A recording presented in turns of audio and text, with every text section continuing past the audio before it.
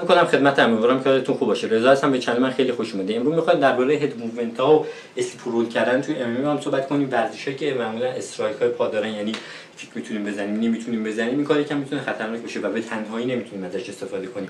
حتما تا آخرش تماشا کنید، نظراتتون برام بنویسید، سوالاتتون حتما بپرسید، با دوستاتون به اشتراک بذارید. راه ارتباطی ما شماره هست که روی صفحه میاد، میتونید توی واتساپ فقط بهم پی ام بدید و بدون مطلب و اتلاف وقت بریم سراغ ویدیو. وقتی صحبت درباره هد موومنت ها میشه، اول باید ببینیم زون‌های مختلفی برای این کار وجود داره. یعنی من میتونم مقدار کمی اسلیپ کنم در حالی که استرایک بغل سر رد بشه، میتونم اسلیپ یعنی دیپتر این کار رو انجام بدم، اسلیپ بیشتر داشته باشم، اسلیپ خیلی بیشتر، میتونم رول‌های خیلی عمیق داشته باشم، رول‌های کمتر داشته باشم. توی بوکس میتونم رول‌های خیلی دیپ داشته باشم چون حریفم نیو یا کیک بهم نمیزنه.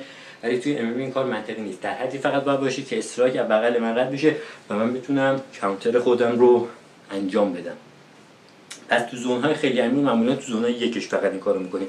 اسلیپ رول و نگاهم همیشه به سمت حریفم است. جوری رول نمی‌کنم که نتونه حریفم رو نگاه کنم، که مثلا فقط بخوام پاهاشو نگاه کنم که اگه بخواد نی بزنه، چون چیزای دیگه هم میتونه، آپرکات هم میتونید بخوری اگه بخواید رول بدی انجام بدید. به خاطر من نگاهم همیشه به سمت حریفم است، می‌خوام رول انجام بدم.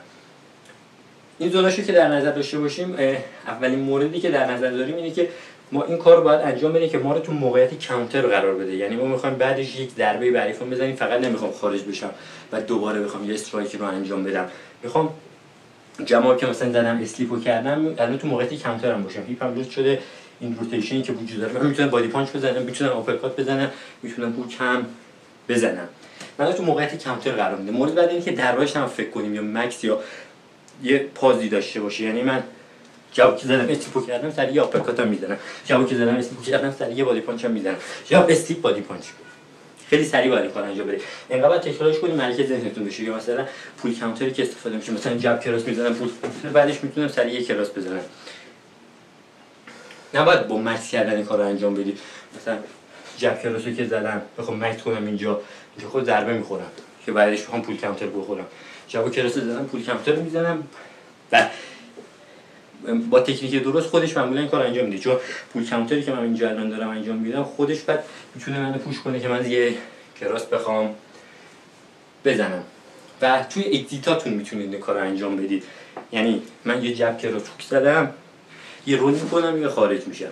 یا برای زاویه سازیاتون میتونید این کار انجام بدید. جب کراس هوک زدم، رول میکنم، میام تو زاویه ضربه هامو میزنم.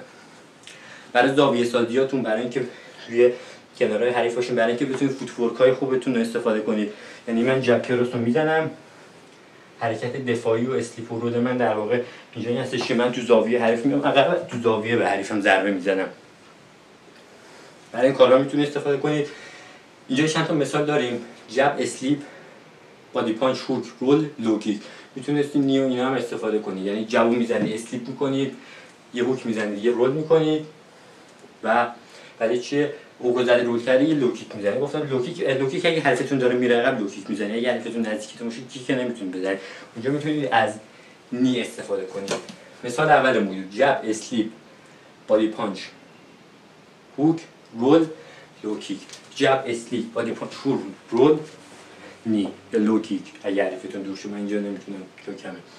مورد بعدی جب کراس، یه اسلیپ میکنید، یه پول کانتر دارید، یه کراس هوک میزنید با لو کیک. حالا اینجا بستگی باز به رنج حریفتون داره میره عقب. اگه داره میره عقب شما میتونید دوباره با جب کراس ازش استفاده کنید که رنج بلندتری داره. اگه نزدیکتون هستش میتونید همون کراس هوک استفاده کنید. اگه خیلی نزدیکتون هست میتونید آپرکات هوک استفاده کنید، بعدش لو کیک بزنید.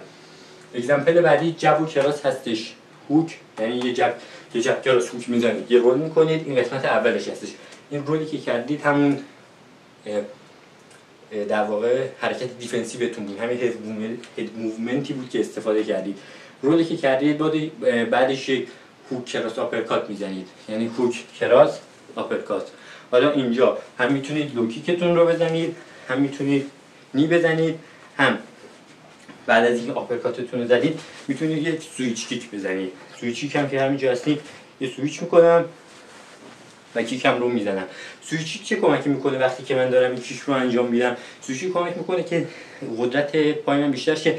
یه مدل تلگراف هم میشه، اگه میخواین سریعتر انجام بشه میتونید هفت سویچ کنید. پامو یکم از چیز میارم بیرونتر، استنسی که هستم میارم بیرون از اینجا یکم رو میزنم، یا اگه حریفم داره میره عقب‌تر وقتی که من بعد از اینکه این آپرکات رو بهش زدم حریفم داره میره عقب‌تر، من میتونم پاهامو جایگزین کنم، یعنی پای عقبمو میارم جای پای جلوم، اینجا دیستنسی رو پوشش میده، بعدش یک کیک میزنم. اینا رو میتونید تمرین کنید. بچه‌ها یه جب کراس هوک رول بقیش دیگه بستگی به رنج حریفتون داره، یعنی جب کراس هوک زدی یه رول کردی، حالا بستگی به رنج حریفتون داره که چه استرایکی بخواید استفاده کنید، یا اگه حریفتون دوباره اومد عقب شما میتونید حتی کیک هم بزنید، یه گام میذارید عقب و یک کیک میزنید.